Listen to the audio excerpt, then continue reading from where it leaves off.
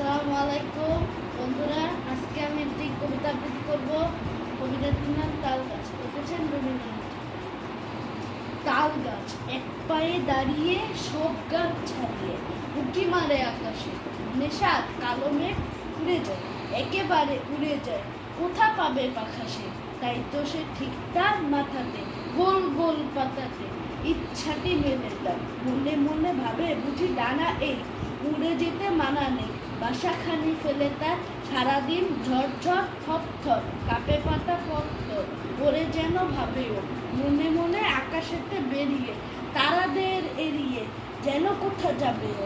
তারপর হাওয়া যে নেমে যায়, পাতা কাঁপা থেমে যায়, ফেরে তার মন, যেইভাবে মাঝে হয় মাটি তার, ভালো লাগে আর পৃথিবীর ভর্তি।